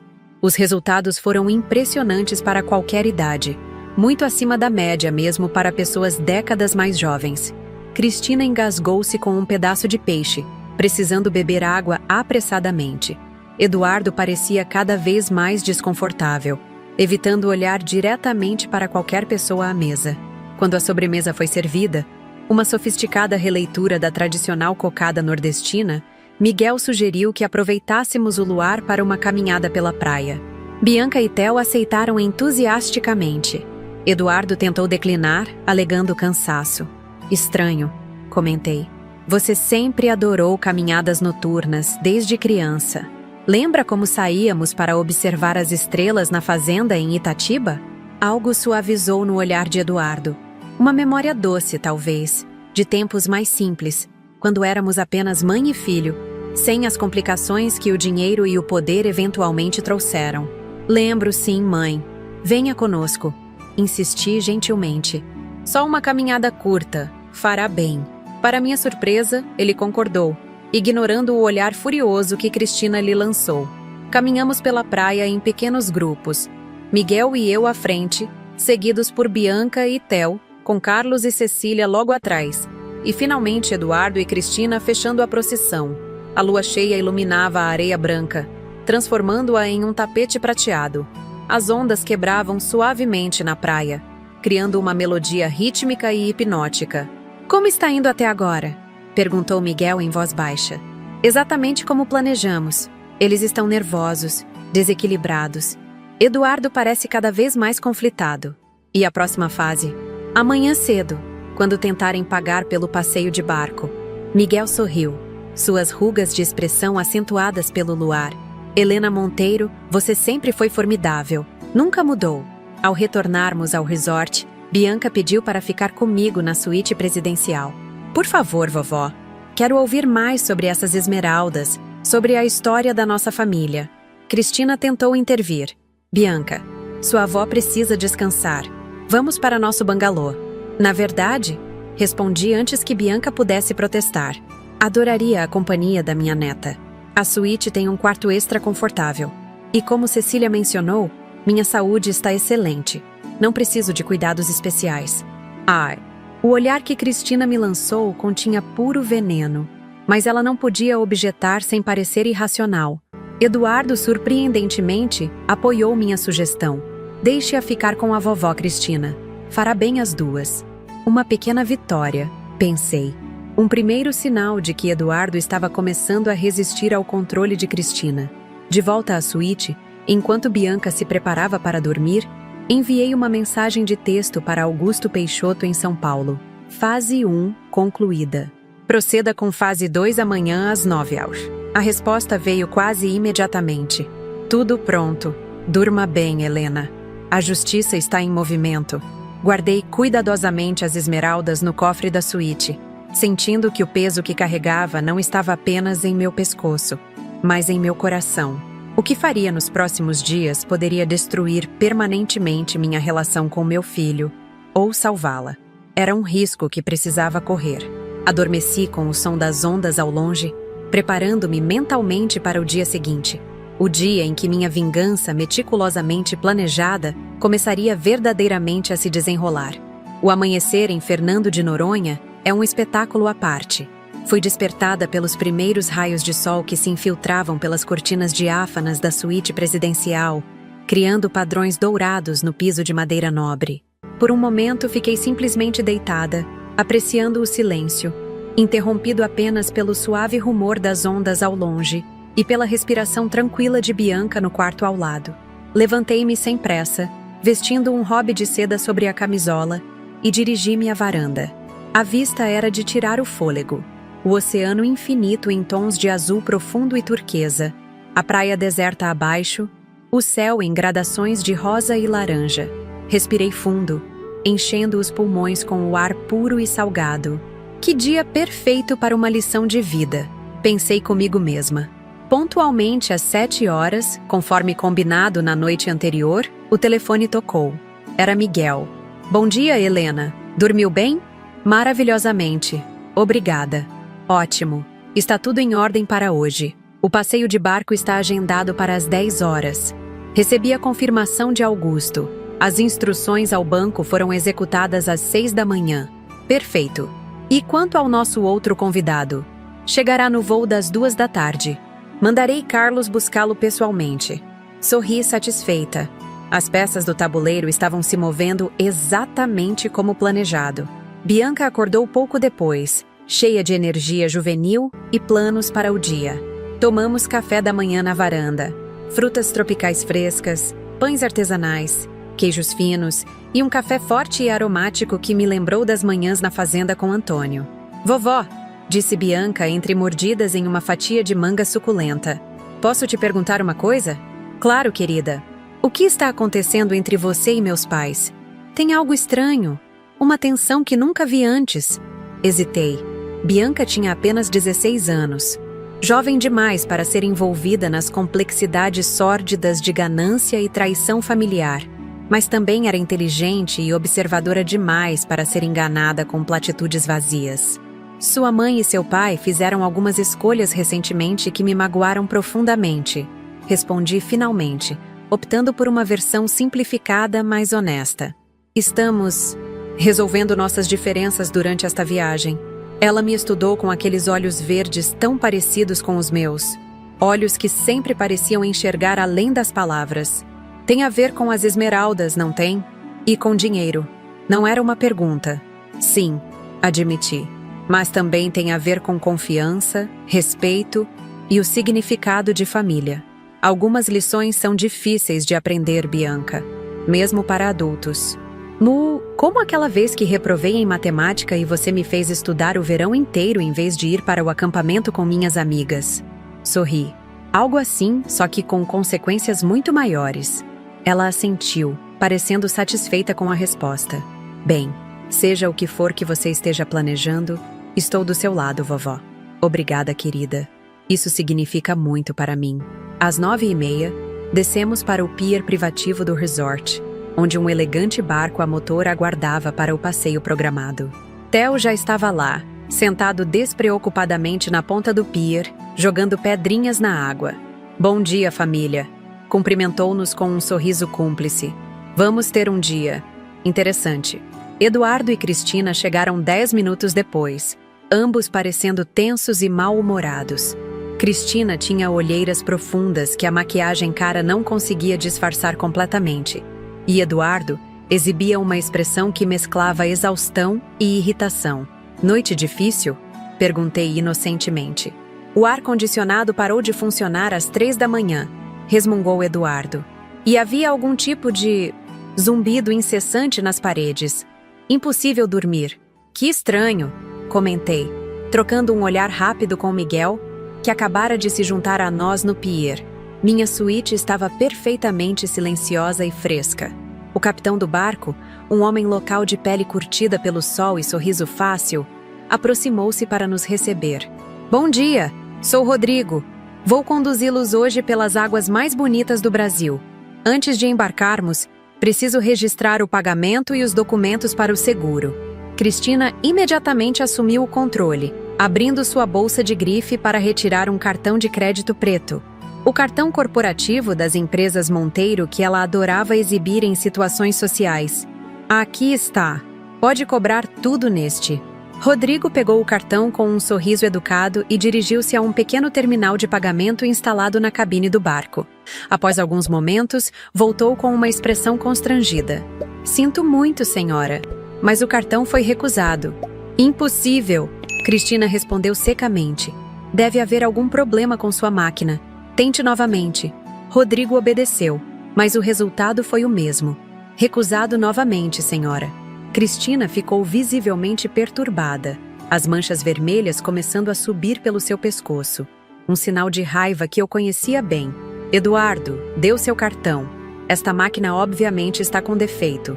Eduardo, parecendo desconfortável, entregou seu próprio cartão corporativo. Novamente, recusado. Ele tentou então seu cartão pessoal, com o mesmo resultado. O que está acontecendo? Murmurou ele, mais para si mesmo do que para os outros. Talvez algum problema com o banco, sugeriu Miguel, assumindo a situação com elegância. Rodrigo, por favor, coloque o passeio na minha conta. Estes são meus convidados especiais. Cristina parecia mortificada, exatamente como eu havia previsto. Nada a incomodava mais do que parecer financeiramente incapaz, especialmente diante de estranhos. Embarcamos no elegante barco, que logo cortava as águas cristalinas em direção às áreas de mergulho mais famosas da ilha. Bianca e Theo estavam animados com a perspectiva de nadar com tartarugas e peixes coloridos, aparentemente alheios ao drama que se desenrolava entre os adultos. Durante o trajeto, Eduardo afastou-se discretamente dos outros e veio sentar-se ao meu lado na proa do barco. Mãe, o que está acontecendo com os cartões? Você sabe de alguma coisa? Olhei-o diretamente nos olhos, aqueles olhos que herdou do pai, azuis como o oceano ao nosso redor. Sei de muitas coisas, Eduardo. Sei sobre o Dr. Menezes. Sei sobre os planos de interdição. Sei sobre as esmeraldas que vocês pretendiam vender assim que assumissem o controle da minha vida. Ele empalideceu visivelmente, abrindo e fechando a boca sem conseguir emitir som. Finalmente, em voz baixa e trêmula, conseguiu dizer: Como você descobriu? Isso importa? O fato é que descobri, e tomei algumas providências. Os cartões são apenas o começo, Eduardo. Mas não se preocupe. Não pretendo deixar meu único filho na miséria. Apenas quero que você entenda o que está em jogo aqui. Ele baixou os olhos, incapaz de sustentar meu olhar. Cristina... começou, mas interrompi-o. Não coloque a culpa na sua esposa. Você é um homem adulto, Eduardo. Não um adolescente facilmente manipulável. Você fez suas escolhas. Naquele momento, Cristina aproximou-se, o rosto uma máscara de fúria contida. O que está acontecendo com nossos cartões? Exigiu, sem se preocupar em disfarçar a hostilidade na voz. Estão temporariamente suspensos, respondi calmamente. Assim como o acesso de vocês às contas corporativas e às linhas de crédito vinculadas às empresas Monteiro. Você não pode fazer isso, explodiu ela. Eduardo é vice-presidente. Ele tem direitos. Eduardo é vice-presidente porque eu, como presidente e acionista majoritária, permiti que ele ocupasse esse cargo. E os estatutos da empresa, que você claramente nunca se deu ao trabalho de ler, dão-me amplos poderes para suspender qualquer executivo sob suspeita de atividades prejudiciais aos interesses da companhia. Cristina voltou-se para Eduardo, os olhos faiscando de raiva. Faça alguma coisa. Ela não pode nos humilhar assim. Surpreendentemente, Eduardo permaneceu calado, o olhar fixo em um ponto distante no horizonte. Aquele silêncio, a primeira vez que o vi não ceder imediatamente às exigências de Cristina, me deu uma pontada de esperança. O resto do passeio transcorreu em uma atmosfera tensa. Enquanto Bianca e Theo desfrutavam do mergulho com snorkel, apontando entusiasticamente para as tartarugas marinhas e os cardumes coloridos, Eduardo e Cristina permaneceram no barco, ela furiosamente digitando no celular, provavelmente tentando contatar seu banco. Ele sentado em silêncio contemplativo. Retornamos ao resort por volta das 2 da tarde. Ao chegarmos ao pier, avistei Carlos esperando com um homem de meia idade, cabelos grisalhos e postura formal mesmo sob o calor tropical. Reconheci-o imediatamente. Roberto Mendes, diretor financeiro das empresas Monteiro e meu braço direito há mais de 2 décadas. Eduardo também o reconheceu, sua expressão passando da surpresa à compreensão e finalmente ao receio. Roberto, o que faz aqui? A pedido de Dona Helena, respondeu ele formalmente. Trouxe os documentos que ela solicitou. Que documentos? Perguntou Cristina, a voz aguda pela tensão. Por favor, todos para minha suíte. Intervim com firmeza. Temos assuntos importantes a discutir, e prefiro fazê-lo em privacidade. Miguel, entendendo a deixa, ofereceu-se para levar Bianca e Theo para uma aula de stand-up paddle. Será divertido, garantiu, piscando discretamente para mim, e deixará os adultos livres para suas conversas de negócios. Na suíte presidencial, Roberto rapidamente organizou uma série de pastas e documentos sobre a mesa de jantar. Eduardo e Cristina sentaram-se rigidamente no sofá, ele parecendo derrotado, ela ainda emanando indignação. Antes de começarmos, anunciei, gostaria de deixar claro que tudo o que faremos hoje é reversível. Não vim a Fernando de Noronha para destruir minha família, mas para salvá-la. Salvá-la do que exatamente? Questionou Cristina com sarcasmo. De você, respondi simplesmente. E da ganância que você despertou no meu filho. Roberto pigarreou discretamente, chamando nossa atenção para os documentos à sua frente. Como solicitado por Dona Helena, preparei uma análise detalhada das movimentações financeiras suspeitas nas contas corporativas nos últimos 6 meses. Há evidências substanciais de desvios para contas pessoais, despesas injustificáveis e transferências não autorizadas. Eduardo endireitou-se, parecendo genuinamente surpreso. Que desvios? Nunca autorizei nada disso. Roberto deslizou uma pasta em sua direção. Aqui estão cópias de autorizações com sua assinatura, Eduardo. Enquanto meu filho folheava os documentos com crescente horror, virei-me para Cristina. Curiosamente, muitas dessas transferências coincidiram com suas viagens de compras a Paris e Milão. Uma joalheria na Place Vendôme parece ter sido particularmente beneficiada. O rosto de Cristina alternou entre palidez e rubor. Eduardo autorizou essas compras. Eram presentes. Presentes pagos com dinheiro da empresa, sem a devida declaração fiscal. Isso tem um nome específico na legislação brasileira, e as consequências são bastante severas. Roberto continuou metodicamente, apresentando documentos, gráficos, análises forenses. A cada nova revelação, Eduardo parecia afundar mais no sofá, enquanto Cristina alternava entre tentativas de justificação e acusações raivosas. Finalmente, quando o impacto das evidências já era inegável, apresentei-lhes um envelope fino. Aqui está a parte mais interessante. Cópias das comunicações entre Cristina e o Dr. Menezes, discutindo a falsificação de laudos médicos para sustentar um pedido de interdição judicial contra mim. Eduardo tomou o envelope com mãos trêmulas. Enquanto lia, seu rosto foi se transformando. Incredulidade, depois horror, e finalmente uma raiva profunda que nunca havia visto em suas feições antes. Isso é verdade? Perguntou a Cristina, a voz quase irreconhecível. Você realmente planejava interditar minha mãe com laudos falsos? Cristina hesitou, seus olhos calculando freneticamente as possíveis saídas. Eduardo, você não entende. Sua mãe está envelhecendo, as decisões dela estão arriscando o império que seu pai construiu. Estamos apenas protegendo o nosso futuro, o futuro dos nossos filhos. Mentindo? Falsificando documentos médicos? Isso é crime, Cristina. Todas as grandes fortunas têm segredos obscuros. Ela retrucou, abandonando a pretensão de inocência. Você acha que seu pai construiu esse império sendo um santo? Não seja ingênuo. Aquela menção a Antônio foi a gota d'água. Eduardo levantou-se, os punhos cerrados, o rosto contorcido de fúria. Não se atreva a falar do meu pai. Ele construiu tudo isso com trabalho honesto, com visão, com integridade. Algo que você jamais entenderia. Virou-se para mim, os olhos marejados. Mãe, eu não sabia sobre os laudos falsos. Juro que não. Cristina disse que era apenas uma medida preventiva, que você estava começando a tomar decisões erráticas, que era para o seu próprio bem. E as esmeraldas? Perguntei suavemente. Também era para o meu bem vendê-las assim que eu fosse declarada incapaz? Ele baixou a cabeça, derrotado. Não tenho desculpas. Me deixei levar pela ambição, pela insegurança. Cristina sempre dizia que eu precisava provar meu valor. Assumir o controle como meu pai teria feito. Levantei-me e aproximei-me dele, colocando uma mão em seu rosto.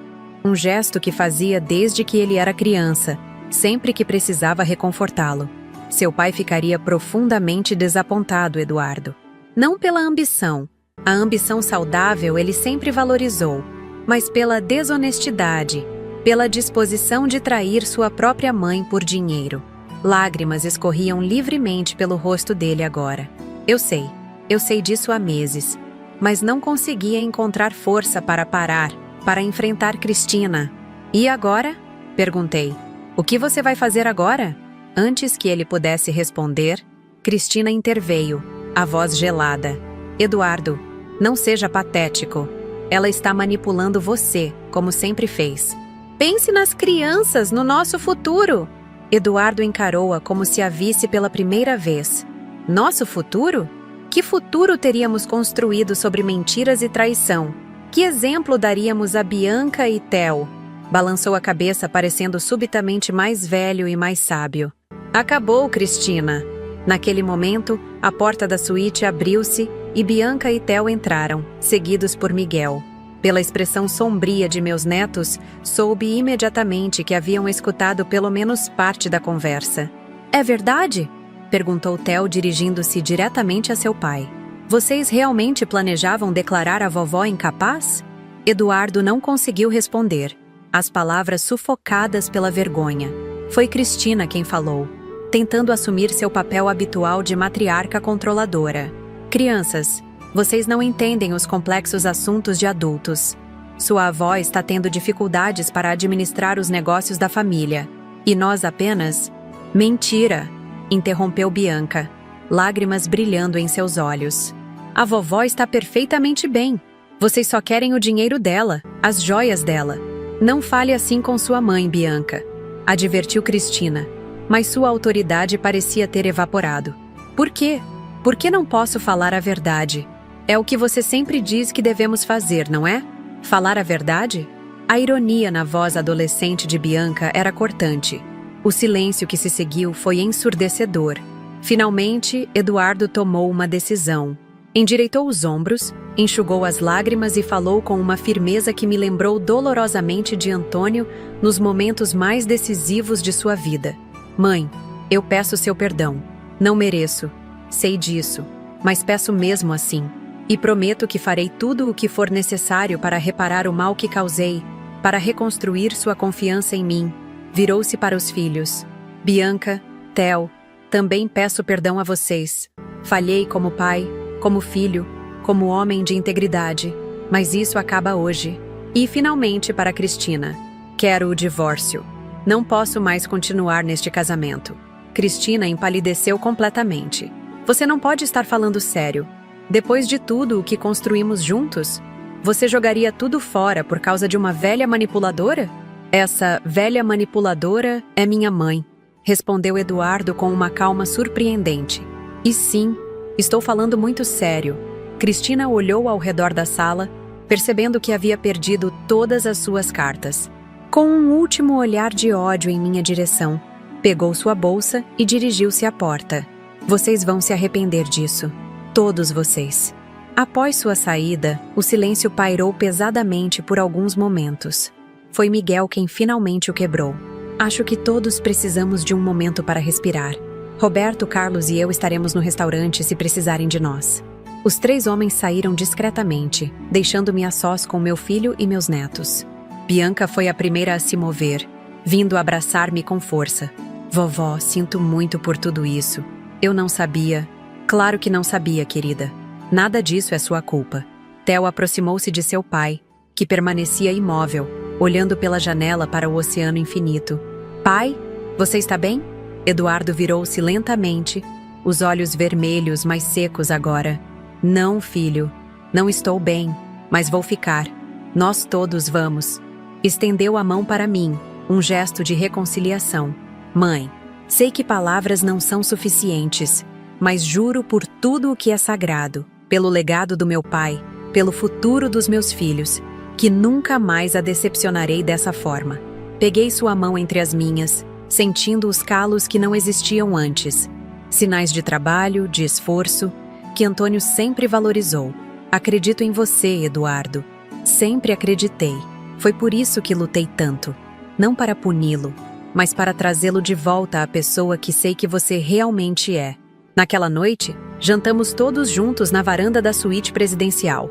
Eu, Eduardo, Bianca, Theo e também Miguel, que se tornaram uma presença constante e reconfortante. Conversamos abertamente, honestamente, sobre o passado e o futuro, sobre Antônio e seu legado, sobre as esmeraldas e seu verdadeiro valor, não o monetário, mas o simbólico. 3 dias depois, Cristina partiu para São Paulo em um voo comercial, sozinha. Soube posteriormente que tentou retirar uma quantia substancial das contas conjuntas com Eduardo, apenas para descobrir que ele já havia bloqueado seu acesso. Ela iniciou um processo de divórcio litigioso, é claro, mas com as evidências de suas atividades financeiras questionáveis em mãos, Eduardo estava em uma posição muito mais forte do que ela esperava. Quanto a nós, permanecemos em Fernando de Noronha pelos 10 dias planejados. Foram dias de cura, de reconexão, de reconstrução. Eduardo e eu tivemos longas conversas, dolorosas às vezes, mas necessárias. Bianca e Theo floresceram longe da influência controladora da mãe, revelando talentos e interesses que Cristina sempre menosprezou. E Miguel? Bem, Miguel e eu redescobrimos uma amizade que talvez pudesse se transformar em algo mais. Com o tempo. Quem sabe, aos 68 anos, aprendi que nunca é tarde demais para novos começos. Na nossa última noite na ilha, durante um jantar à luz de velas na praia, tirei do bolso uma pequena caixa de veludo. Bianca, Theo, tenho algo para vocês. Dentro da caixa estavam 2 pingentes de esmeralda, pequenos mas perfeitos, montados em correntes de platina. Estas são do conjunto da família Monteiro.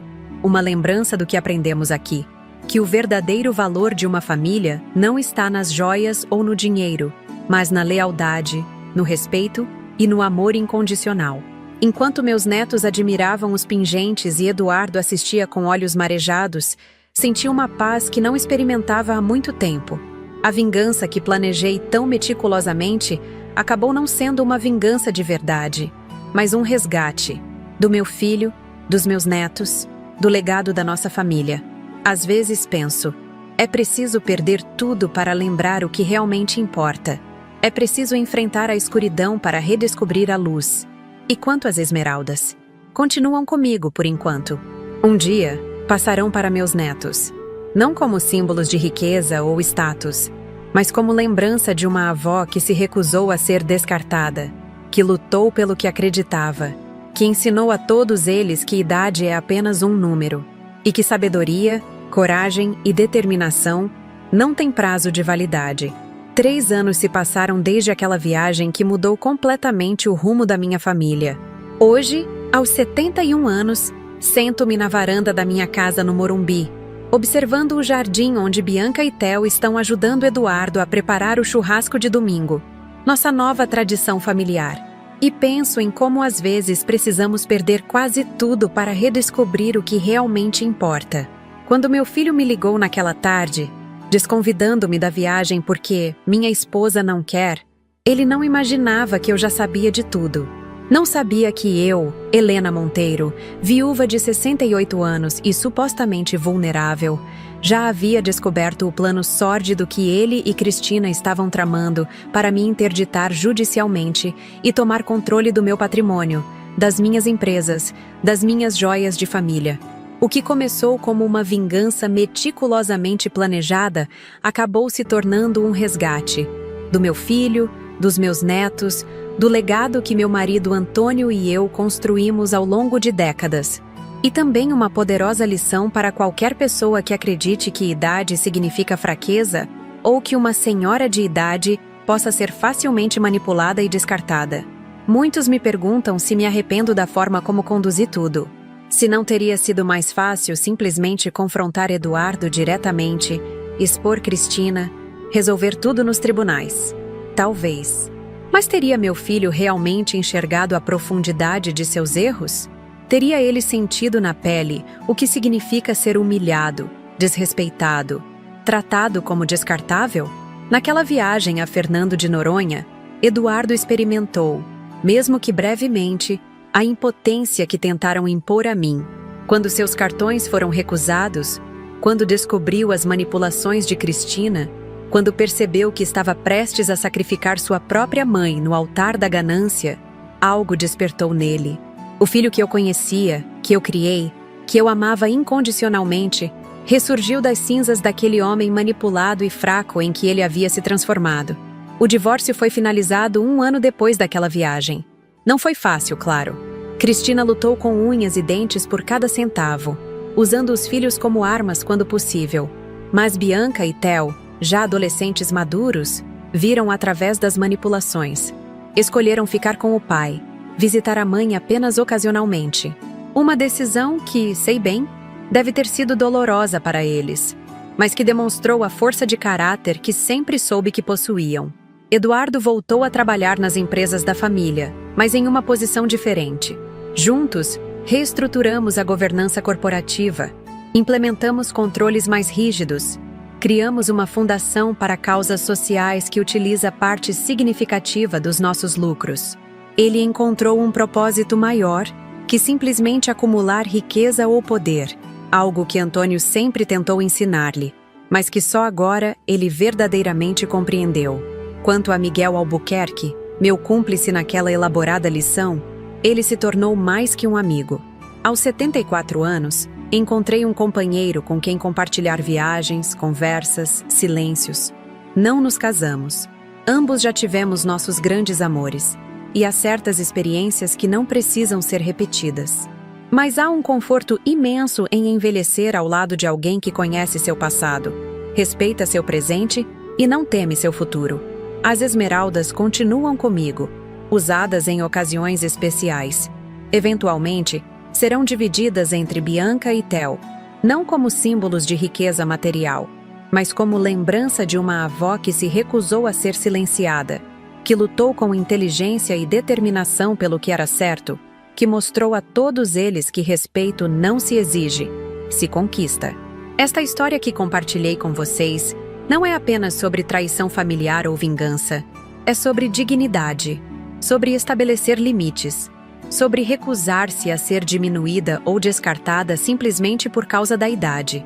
É sobre lembrar a todos que uma mulher de 60, 70, 80 anos não é uma sombra do que foi, mas uma força a ser reconhecida, carregando décadas de sabedoria, experiência e, sim, também astúcia quando necessário. Se você está me assistindo e já sentiu o peso do etarismo, o desprezo velado de familiares que o consideram um fardo ou um obstáculo, saiba que não está sozinho.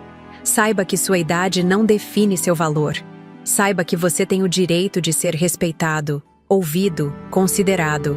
E que, quando necessário, tem também o direito de lutar, com todas as armas à sua disposição, para garantir esse respeito. Esta foi minha história, minha luta, minha pequena vitória pessoal contra aqueles que tentaram me reduzir a uma velha confusa e manipulável. Compartilho-a não por vaidade ou para exibir minha astúcia, mas porque acredito profundamente que nossas histórias têm poder. Poder de inspirar, de alertar, de conectar. Se minha experiência tocou você de alguma forma, peço que deixe seu comentário abaixo. Conte-me sua própria história de resistência, de dignidade, de recusa em ser diminuído pela idade ou por qualquer outra característica que outros possam considerar uma fraqueza. Seus relatos não apenas me tocam profundamente, mas também criam uma comunidade de apoio e compreensão para todos que nos assistem. E se você ainda não se inscreveu no canal Vovó Lembrou, faça isso agora. Temos novas histórias todas as semanas. Algumas engraçadas, outras emocionantes, todas profundamente humanas e verdadeiras. Histórias de pessoas que, como eu, recusaram-se a aceitar o papel limitado que a sociedade tenta impor aos mais velhos. Não se esqueça de deixar seu like neste vídeo. Acreditem, com minha idade, cada sinalização de apreciação é um bálsamo para o coração e um incentivo para continuar compartilhando. Preparar estes relatos, reviver estas memórias, nem sempre é fácil. Seu reconhecimento torna tudo isso mais significativo. Também quero fazer um pedido especial. Nosso canal, Vovó Lembrou, é um trabalho de amor, mas também envolve custos, equipamentos, edição, pesquisa. Se você puder, considere contribuir com qualquer valor através do nosso Valeu Demais. Sua doação, por menor que seja, ajuda a manter este canal ativo e nos permite trazer mais vídeos diariamente, alcançando mais pessoas que precisam ouvir estas histórias, que precisam deste lembrete de que idade é apenas um número e que sabedoria, força e dignidade não têm prazo de validade. No próximo vídeo, contarei a história de como, aos 70 anos, decidi aprender a pilotar um avião, para espanto dos instrutores e horror dos meus netos. Porque, afinal, nunca é tarde demais para realizar sonhos ou para mostrar ao mundo que os limites que tentam nos impor existem apenas na mente de quem não conhece o verdadeiro significado de viver plenamente.